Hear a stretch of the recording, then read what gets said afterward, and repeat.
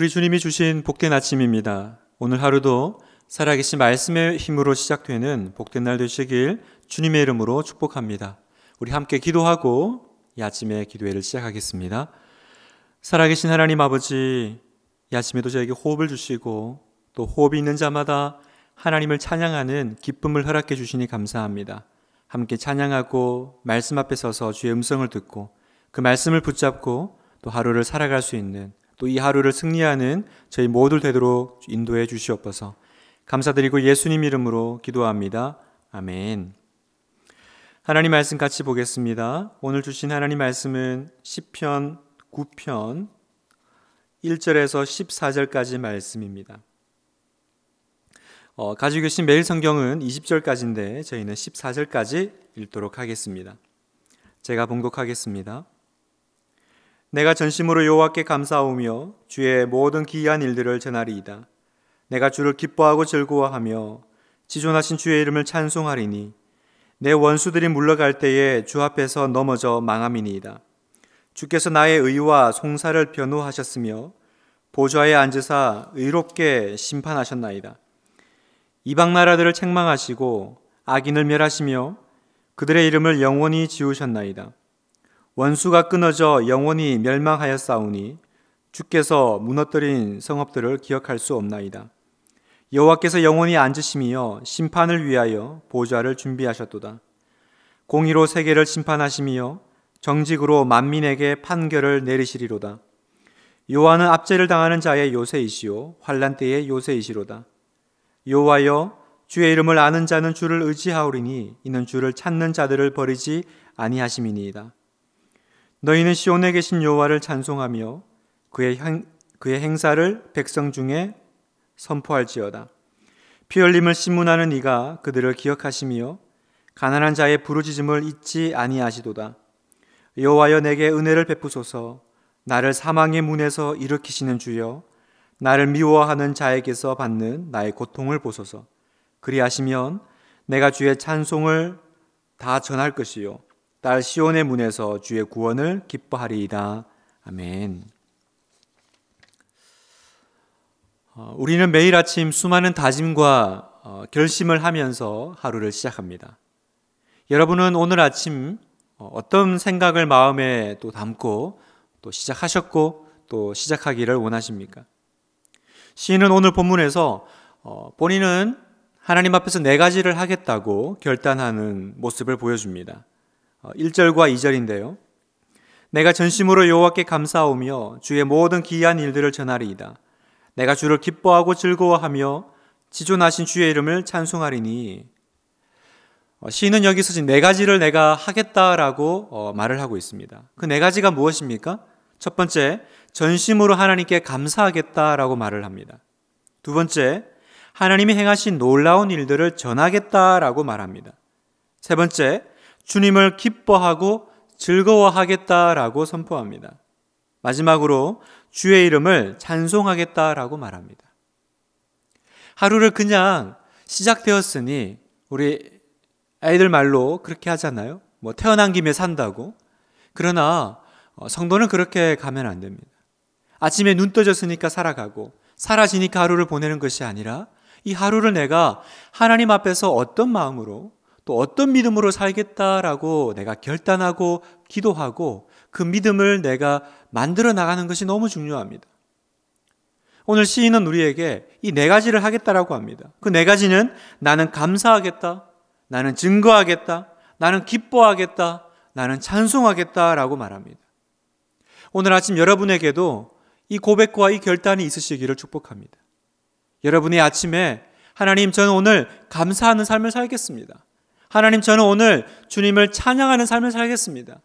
이렇게 여러분이 고백하고 나아간다면 하나님이 그 하루를 그렇게 만들어 주실 것을 믿습니다. 그런데 이 본문을 계속 이어서 보면 시인이 이런 결심을 하게 된 데에는 이유가 있습니다. 오늘 말씀을 가만히 묵상을 해보면 시인은 2가지를 믿었기 때문에 나는 이렇게 할 수 있다라고 고백합니다. 그 2가지 믿음이 무엇일까요? 내가 이렇게 하겠다라고 말할 수 있는 그 근본이 되는 믿음은 무엇일까? 시인이 믿었던 첫 번째 믿음은 바로 하나님이 원수를 심판하시고 공의와 정의를 그리고 그 정직을 세우신다라는 사실을 믿는 믿음입니다. 4절입니다.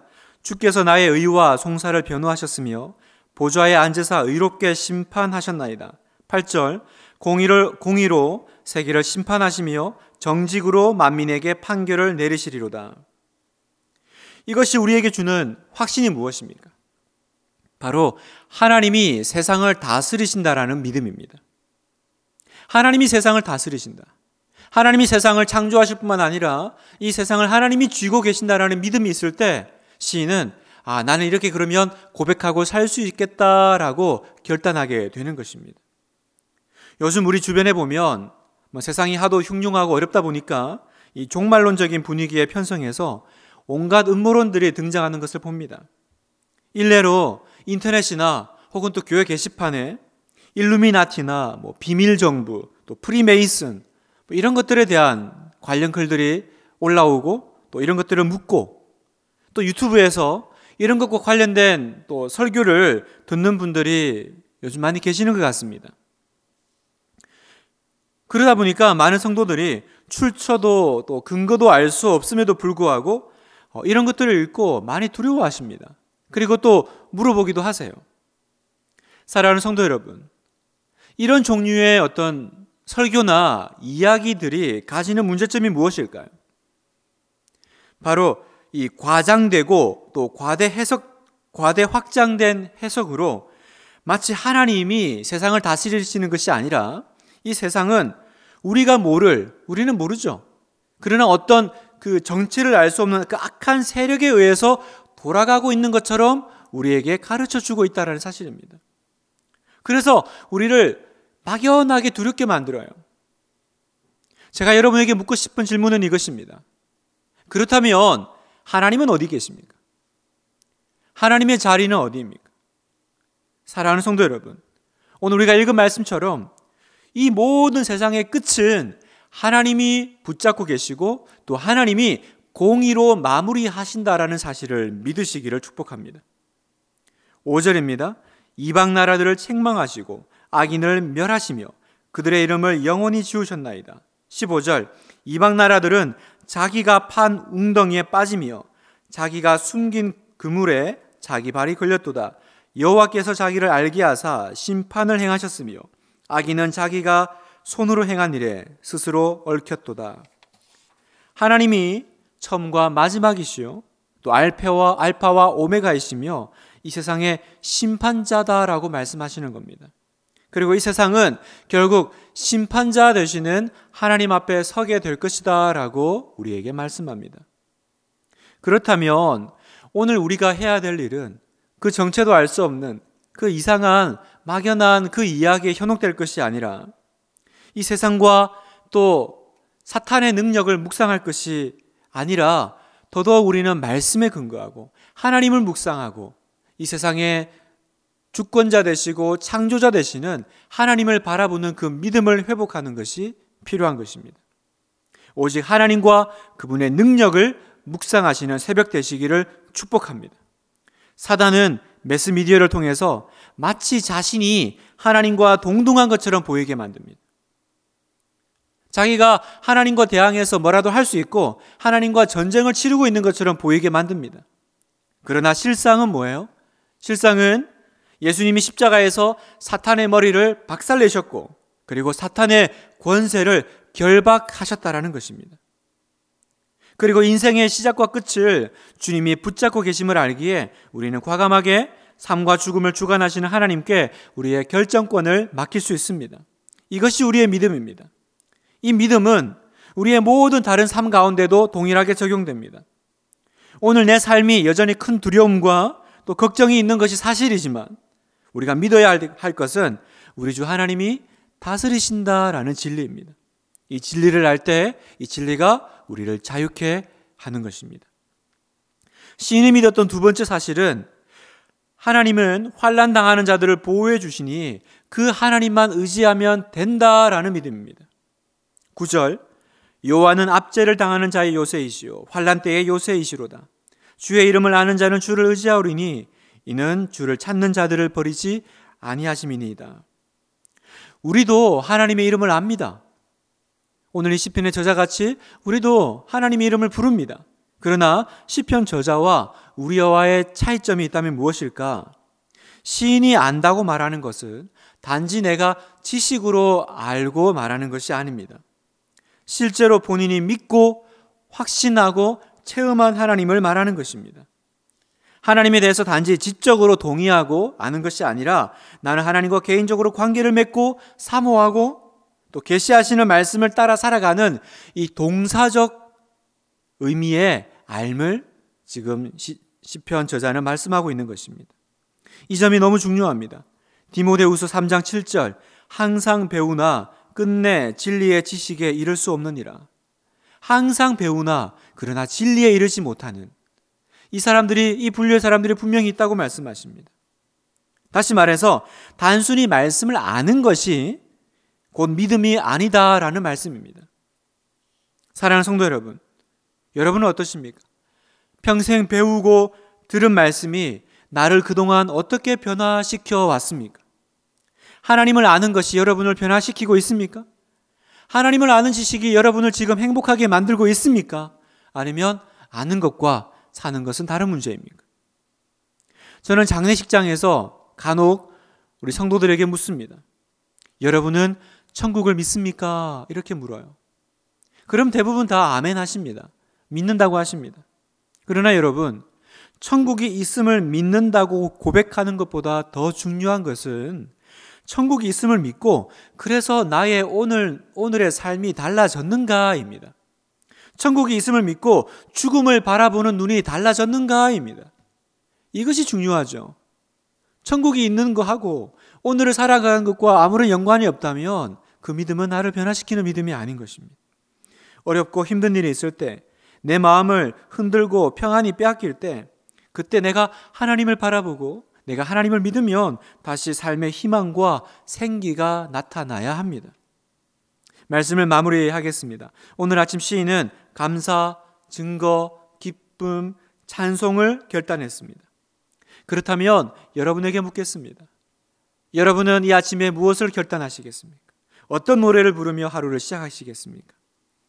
하나님이 가장 강하시고 하나님이 정의로우시고 하나님은 나의 피난처 되심을 믿고 여러분도 결단하며 나아가시기를 축복합니다. 11절 너희는 시온에 계신 여호와를 찬송하며 그의 행사를 백성 중에 선포할지어다. 오늘 하루도 내 삶에 선포되어진 말씀대로 이루어질 것을 믿습니다. 그렇게 되기를 주님의 이름으로 간절히 축원합니다. 우리 함께 찬송하겠습니다. 찬송가 183장 빈들의 마른 풀같이 시들은 나의 영혼, 우리 함께 찬송하며 나가겠습니다.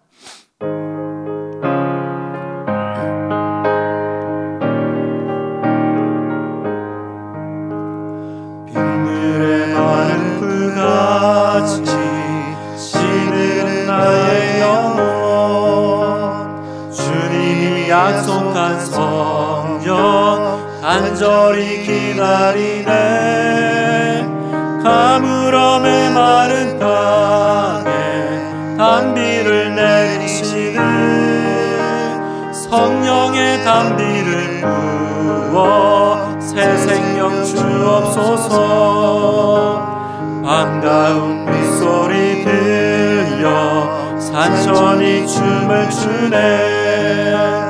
봄비로 내리는 성령 내게도 주옵소서.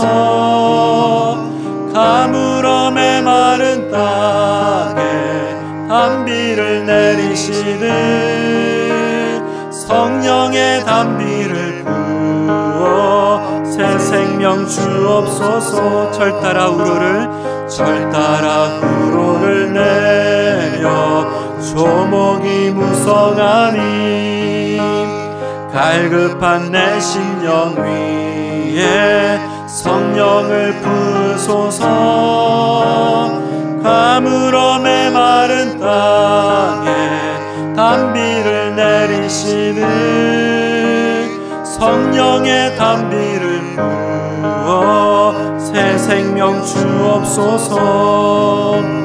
잠대시 사랑의 언약 어길 수 있사오랴.